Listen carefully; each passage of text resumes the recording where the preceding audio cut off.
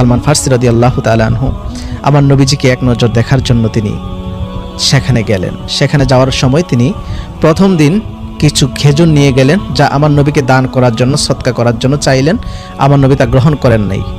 দ্বিতীয় দিন তিনি আবার গেলেন, আরও কিছু খেজুর নিয়ে গেলেন, গিয়ে বললেন, ইয়া রাসূলুল্লাহ, এগুলো আপনার জন্য উপহার এনেছি। আল্লাহর হাবিব সাল্লাল্লাহু আলাইহি ওয়াসাল্লাম সেই খেজুরগুলো গ্রহণ করলেন উপহার হিসেবে।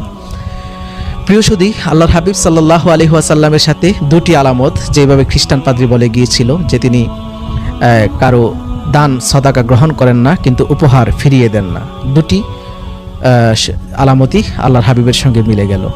তিনি একদিন আল্লাহর হাবিবের পিছে পিছে চলছেন, হঠাৎ করে আল্লাহর হাবিবের পিঠ মোবারক থেকে কাপড় সরে গেল। তিনি লক্ষ্য করে দেখলেন যে দুই কাঁধের মাঝখানে একটা নবুয়তের সিলমোহর দেখা যায়। তিনি তৎক্ষণাৎ আল্লাহর হাবিবের কদমে পড়ে গেলেন। খ্রিস্টান পাদ্রী যে তিনটা আলামতের কথা বলেছে, প্রত্যেকটা আলামত এই মহামানবের মধ্যে রয়েছে। তিনি ছাড়া আর কেউ নয় যিনি আমার প্রিয় নবী সাল্লাল্লাহু আলাইহি ওয়াসাল্লাম। তিনি আল্লাহর হাবিবের নিকট বায়াত হলেন। আল্লাহর হাবিবকে বললেন, ইয়া রাসূলুল্লাহ, আমাকে পড়ায়া দেন লা ইলাহা ইল্লাল্লাহু মুহাম্মাদুর রাসূলুল্লাহ, আমি মুসলমান হতে চাই। তিনি মুসলমান হয়ে গেলেন এবং আল্লাহর হাবিবের একজন প্রিয় সাহাবী হয়ে গেলেন।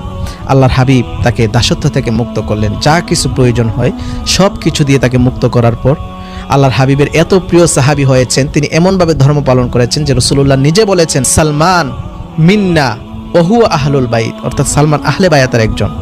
খন্দক যুদ্ধের মধ্যে তার প্রক্রিয়া অবলম্বন করেই মুসলমানরা বিশাল এক বিজয় অর্জন করেছে। অর্থাৎ আপনি যদি সত্য রাস্তাটা খুঁজে পেতে চান, সঠিকটা খুঁজে পেতে চান, তাহলে আপনাকে চেষ্টা করতে হবে, আপনাকে সেই সত্যের সন্ধান করতে হবে, যার ফলে আল্লাহ রাব্বুল আলামিন আপনাকে সত্য রাস্তাটা বের করার জন্য সহযোগিতা করবেন। অর্থাৎ আপনার ভিতরে ইরাদা থাকতে হবে।